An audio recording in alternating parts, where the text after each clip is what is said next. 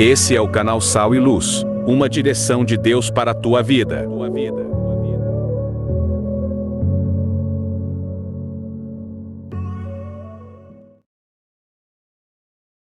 A paz de Jesus para a sua vida e que a boa mão de Deus continue repousando sobre a sua vida, sobre a sua casa e sobre a sua família nesse dia. Para mim sempre vai ser um grande prazer estar com você aqui, diretamente dos estúdios da ADC TV, trazendo para você a pré-aula para a classe de jovens. Nós estamos estudando durante todo esse último trimestre de 2024, o quarto trimestre, Alcance um futuro feliz e seguro, Conselhos de Salomão, no livro de Provérbios, um convite à sabedoria e às promessas de proteção. Essa tem sido a temática que nós temos estudado até o prezado momento e certamente extrairemos lições maravilhosas e que trarão nas nossas vidas o embasamento necessário para a nossa vida como servo de Deus, também como ser humano, você como professor, você como aluno que está nos assistindo a partir de agora. Eu quero dizer para você que você é um bem-aventurado, certamente o Senhor continuará abençoando a sua vida, prosperando o teu caminho e nós colocaremos a nossa vida em total dependência de Deus. E hoje estaremos estudando a lição de número 3. A lição de número 3 tem um tema bastante sugestivo e importante para os nossos dias atuais, acerca dos nossos pensamentos. Nós iremos já ver. O tema da nossa lição de hoje é um coração protegido. Nós precisamos proteger o nosso coração e nós iremos aprender nessa pré-aula de hoje realmente o que é o coração do ser humano, o que é o coração do servo de Deus, biblicamente falando, acerca das Escrituras Sagradas. Nós iremos entender dentro dessa pré-aula o que significa o coração e como nós precisaremos proteger o nosso coração ao longo dos dias em que estivermos aqui nessa terra. E certamente estou aqui para ajudar você e certamente aprenderemos, teremos lição abençoada hoje para fortalecer a tua vida e para te dar uma direção. Então vamos para cá. Um coração protegido. O texto do dia: sobre tudo que se deve guardar, guarda o teu coração, porque dele procedem as saídas de vida. O nosso coração, prezados alunos e queridos irmãos, é algo importantíssimo diante de Deus. O nosso coração tem a sua representatividade como centro da vontade, das emoções e também do intelecto do ser humano. É no coração onde são formuladas todas as nossas saídas de vida. Os nossos pensamentos, as nossas ações, elas serão balizadas e orientadas a partir do nosso coração, a partir dos nossos pensamentos. Quando nós pensamos, nós começamos a agir. Aquilo que nós fazemos exteriormente é aquilo que está dentro de nós, já memorizado em nossos corações espirituais. A síntese diz: quando cultivamos as virtudes da palavra de Deus, protegemos o nosso coração.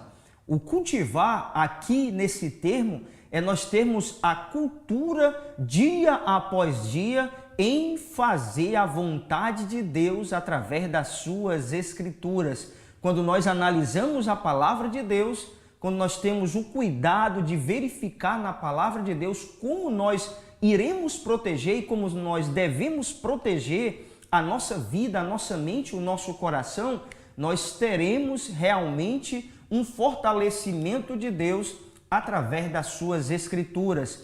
A nossa mente hoje, mais do que nunca, prezados irmãos, precisa ser fortalecida, massificada pela palavra de Deus. Nós vemos nos dias de hoje tão grande crescimento de pessoas vivendo uma vida de estresse, de ansiedade, de pavor, de medo excessivo, porque não tem guardado o seu coração, porque não tem protegido o seu coração e a sua mente diante das perturbações, diante das aflições que sobrevêm à sua vida.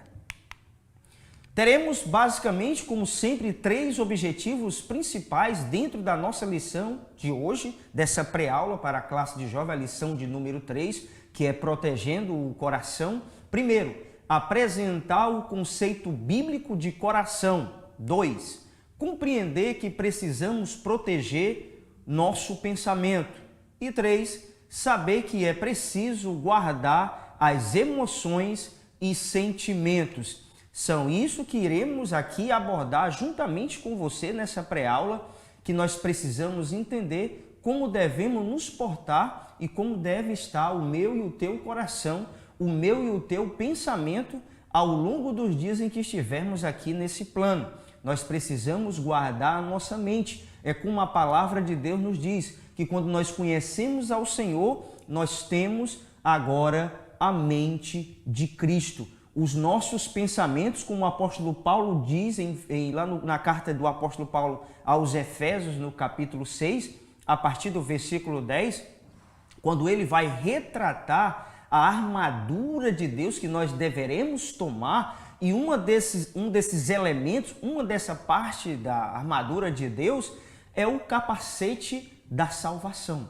Nós precisamos proteger a nossa mente contra os dardos inflamáveis do maligno, precisamos proteger a nossa mente contra toda interferência do inimigo, contra tudo aquilo que ele tentará em colocar na minha mente e na tua mente. Então é importante, queridos alunos e prezados professores, que entendamos uma coisa: a nossa mente é um campo minado. Nós precisamos ter a cautela e a ciência e o bom siso em proteger a nossa mente, por qualquer pensamento contrário às Escrituras vai desencadear ali algo desastroso para as nossas vidas enquanto estivermos aqui.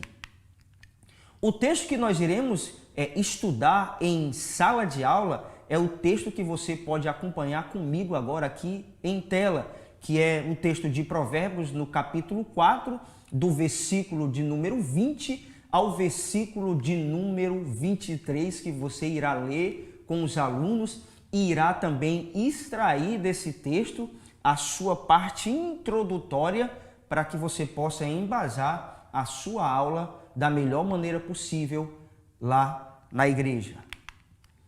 Eu fiz aqui para você uma síntese que vai realmente te ajudar a entender esse capítulo 4 do livro de Provérbios, que vai abrir aqui um leque, vai te dar aqui uma dimensão do que o autor vai passar para nós acerca desse capítulo 4.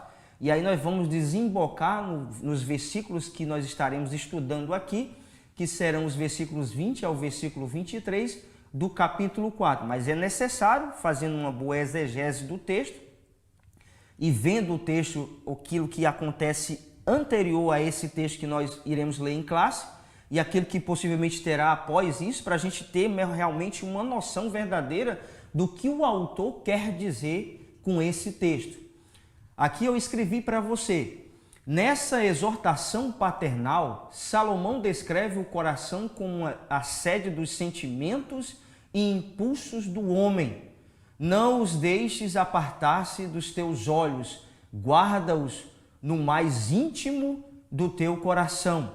Sobre tudo que se deve guardar, guarda o coração, porque dele procedem as fontes de vida. Provérbios 4, 21 e 23. O que o autor está querendo dizer quando colocar, é guardar os ensinamentos da palavra de Deus, é guardar aquilo que está sendo orientado por Deus em sua palavra, que isso vai trazer uma solidez de fé, vai trazer nas nossas vidas o fortalecimento que nós precisaremos ter diante de um tempo tão difícil, de um tempo tão trabalhoso, em que as nossas mentes têm sido bombardeadas constantemente para tentar nos atingir e causar um dano às nossas vidas. O órgão mais próximo da nossa mente, eu quero dizer para você, prezado professor, e você vai enfatizar isso em sala com os nossos queridos alunos, é a nossa visão. A nossa visão é o elemento mais próximo, é o órgão mais próximo da nossa mente. Aquilo que os nossos olhos veem é aquilo que vai ser projetado na nossa mente. Por isso que nós precisamos ter o cuidado, o que nós estamos vendo, qual tem sido a nossa visão de vida, qual tem sido a nossa visão de mundo, como nós temos analisado com a nossa visão os acontecimentos cotidianos da nossa vida, o que tem vindo ao nosso redor e tem talvez causado na vida de muitos uma perturbação, um embaraço e um distanciamento do convívio com Deus e também com a sua igreja.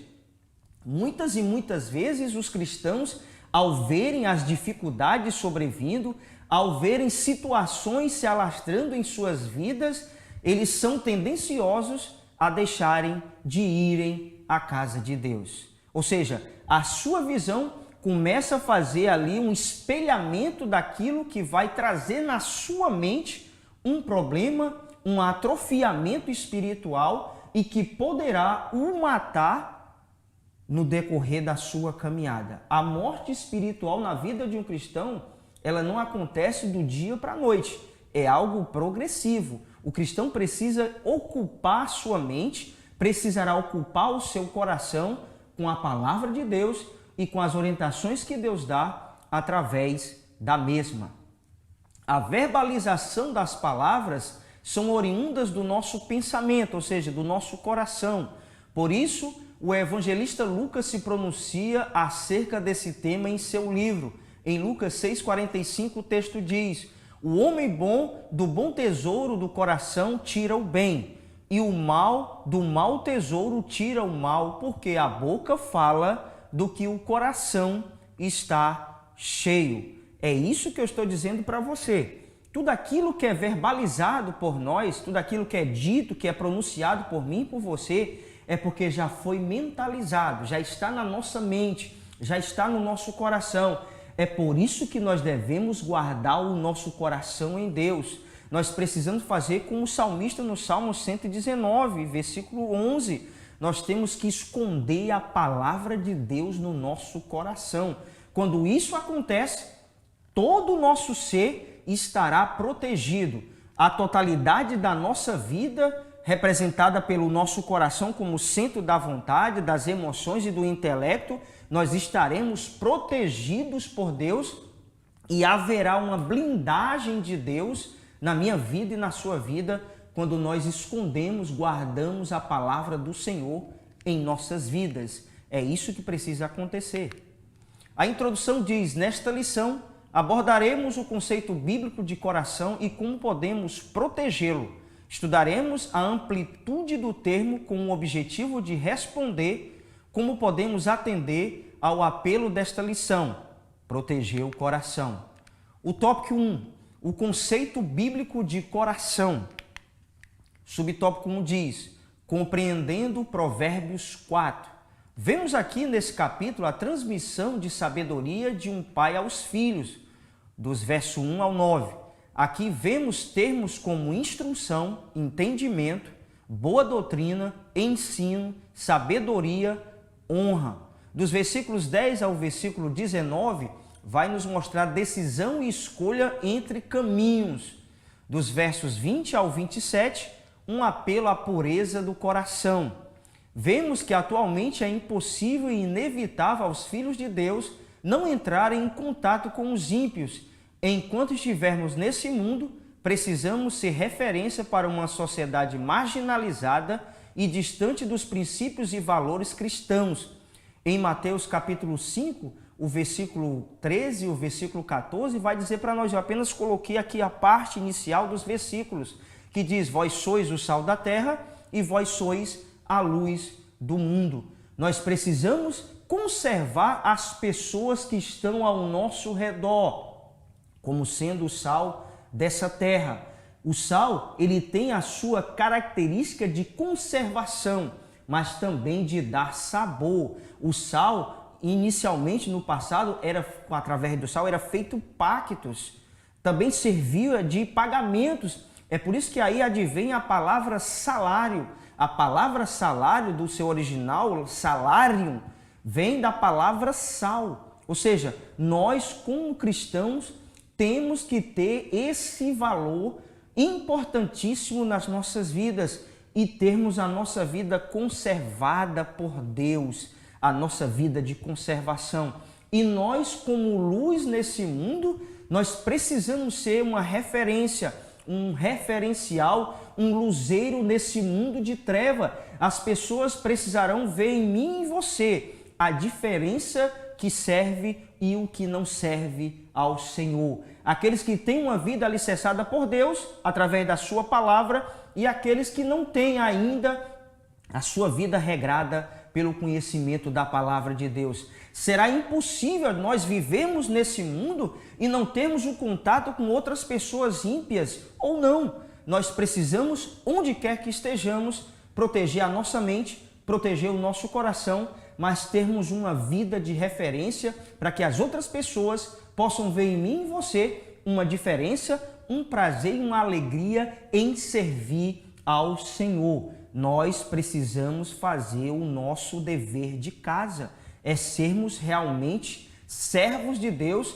autênticos e genuínos servos de Deus em um mundo tão tenebroso que nós estamos vivendo. Subtópico 2, o coração. Essa palavra no hebraico é traduzida e traz um significado amplo que engloba a totalidade mental e o interior do ser humano. Também é o lugar de processamento dos pensamentos de uma pessoa, o local onde residem as emoções do ser humano.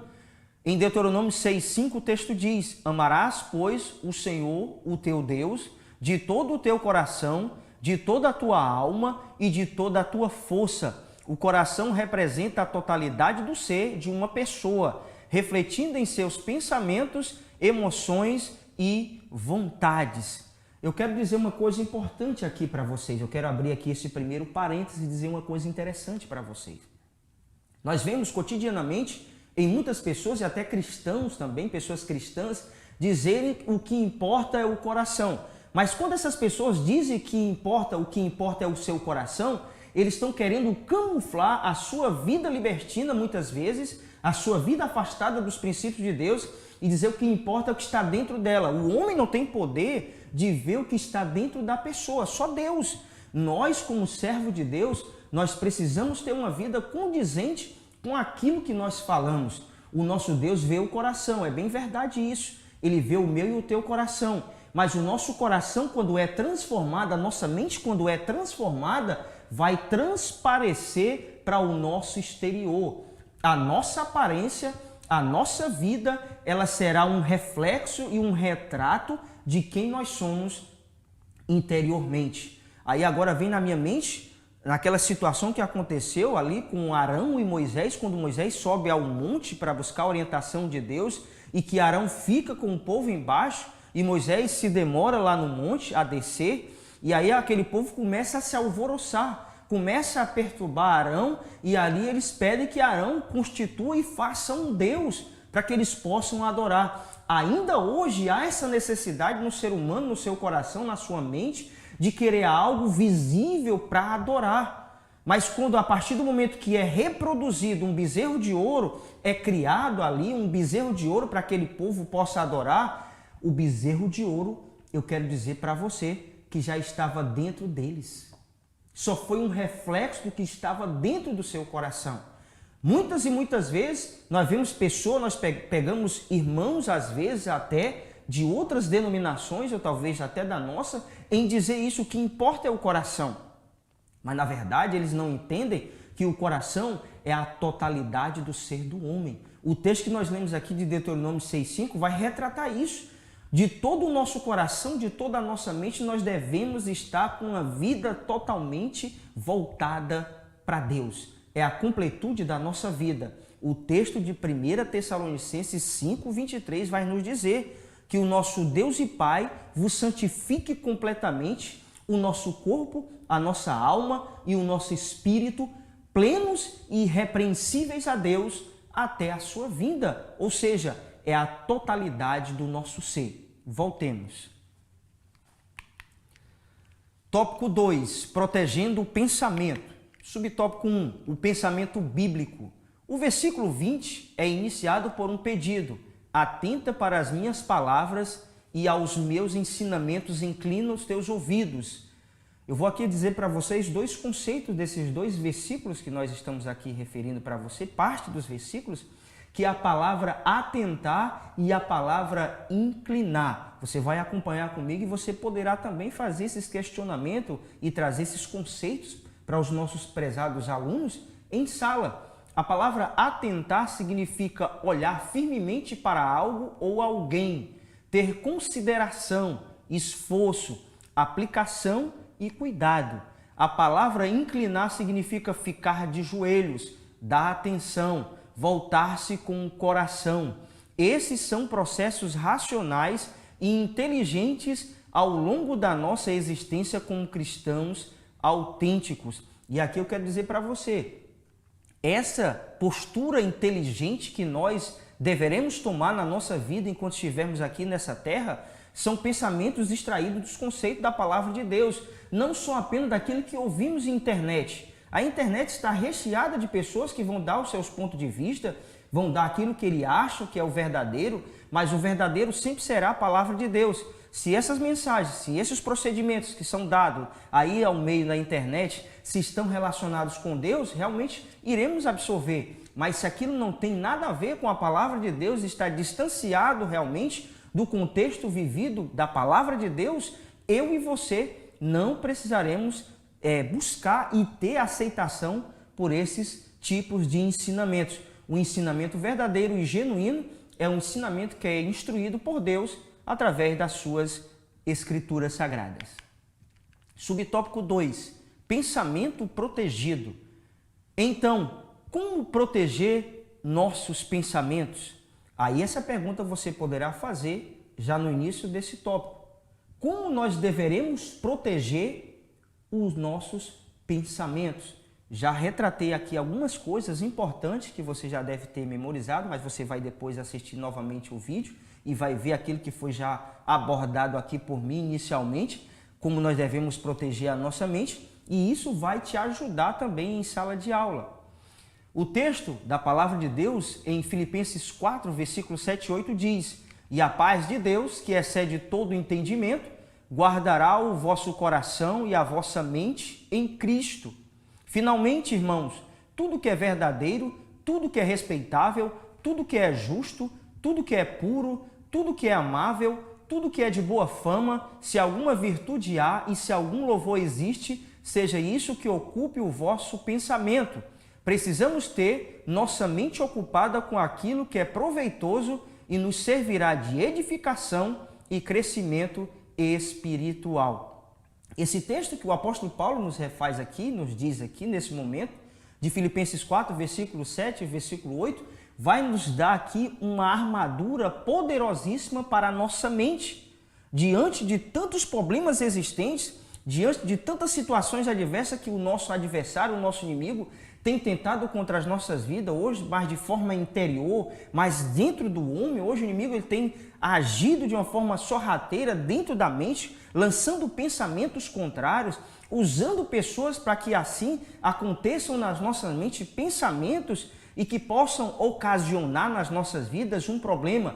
A primeira coisa que nós deveremos analisar dentro desse texto é que o verdadeiro cristão, em meio às adversidades da vida, a paz do Senhor estará no seu coração e na sua mente. Essa paz que excede todo entendimento vai guardar a nossa mente e o nosso coração. E essa paz descrita aqui nesse texto vai além da ausência de guerra, mas vai trazer na nossa vida o bem-estar. Mesmo diante das adversidades, nós teremos um equilíbrio verdadeiro em Deus para nós sobressairmos as dificuldades que sobrevêm à nossa vida. A nossa mente hoje tem sido bombardeada constantemente. Nós precisamos estar com a paz do Senhor na nossa mente. Essa paz que é verdadeira e que vai suprir na nossa mente, vai trazer a segurança no nosso coração de entendermos que mesmo hoje as coisas estão difíceis, talvez para você ou talvez para outras pessoas do seu ciclo de amizade, mas há sim de Deus, há algo maravilhoso de Deus para trazer no nosso coração essa tranquilidade e esse equilíbrio. Além dessa paz de Deus, nós vemos também aqui no texto que a adoração, o louvor e a adoração é um estilo de vida do cristão. O cristão, ele não só adora, ele não só louva quando ele está dentro do templo. É importante que estejamos no templo adorando a Deus e louvando ao Senhor. Mas a vida do cristão é um verdadeiro louvor e adoração a Deus. Adorar a Deus é render-se diante de Deus com a sua vida em reconhecimento da grandeza de Deus, daquilo que Ele é, daquilo que Ele pode fazer e daquilo que Ele vai fazer sim nas nossas vidas. A nossa vida de adoração é um estilo que vai trazer para outras pessoas o interesse de também vivenciar essa maravilha de servir a Deus. Além de ter a paz de Deus no nosso coração, além de adorar a Deus, nós precisamos, analisando o texto aqui de Filipenses 4, 7 e 8, nós precisamos ter as adjetivações, ou seja, as qualidades que é na vida de um cristão, essas qualidades que são descritas no texto de Filipenses 4, do versículo 7 ao 8, principalmente no versículo 8, quando ele vai descrever essas características na vida de um cristão que tem uma mente protegida, que tem uma vida de adoração ao Senhor. A sua adoração será perfeita, a sua adoração será recebida, porque todo o seu ser ele está preenchido com características de Jesus. É isso que nós deveremos entender dentro desse texto. O tópico seguinte, protegendo os sentimentos e as emoções. Subtópico 1, emoções e sentimentos. Mais do que nunca, precisamos de equilíbrio e sensatez com os nossos posicionamentos extraídos de nossas mentes e almas. Vale comentarmos acerca desses dois vocábulos. O primeiro está relacionado com um estado mental intenso, tais como ira, tristeza, medo, desprezo, alegria e etc. O segundo, que são os sentimentos, é um estado mental menos intenso e menos explosivo, tais como amor, gratidão, compaixão, felicidade, decepção, solidão e etc. Devemos cultivar sentimentos e virtudes que a palavra de Deus denomina como fruto do Espírito, segundo Gálatas 5, 22 e 23. Isso demonstrará um novo nascimento. Isso verdadeiramente irá mostrar o nosso novo nascer em Deus, a nossa vida transformada, a nossa vida restaurada pelo poder do Evangelho de Jesus.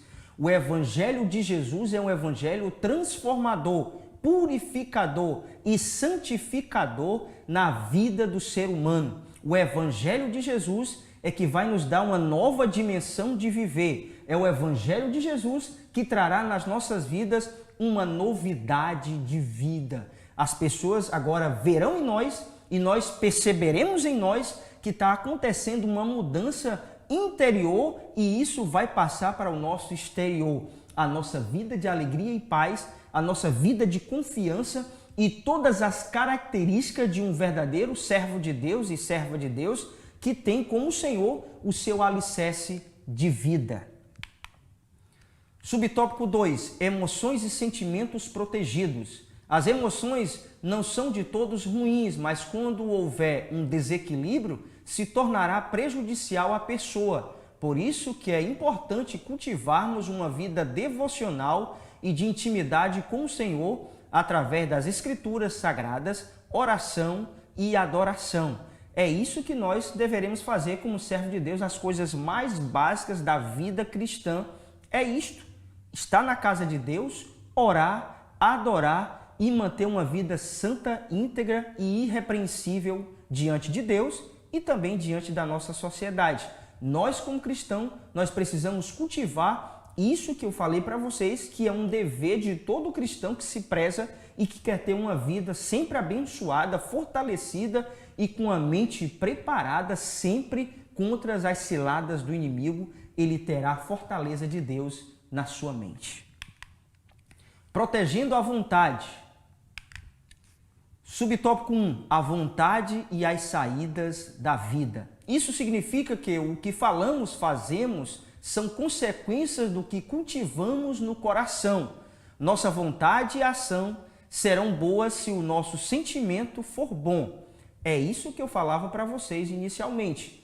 Aquilo que nós verbalizamos, aquilo que nós falamos, é aquilo que vai representar o nosso coração. É bem verdade que tem muitas pessoas que camuflam isso. É bem verdade que tem muitas pessoas que tentam enganar, colocar uma roupagem nas suas palavras para tentar esconder o que está dentro do seu coração. Mas em algum momento isso vai transparecer. Quando aquela pessoa ela for realmente colocada diante de uma situação muito adversa, ela vai demonstrar como está o seu coração. É diante das situações difíceis que o nosso coração será provado. É diante das adversidades que o Senhor vai provar o nosso coração se nós confiamos em Deus ou não. Se nós estamos com a nossa vida de confiança plena em Deus ou não. No momento da bonança, todo mundo é servo de Deus, todo mundo está alegre, todo mundo está feliz, né? Todo mundo quer viver uma vida sempre dentro da casa de Deus. Mas quando as adversidades vêm, o seu coração é bombardeado por as aflições, pelas perturbações da vida, e você começará a se desfalecer na verdade. Você irá definhar, mas com um verdadeiro cristão isso não acontece.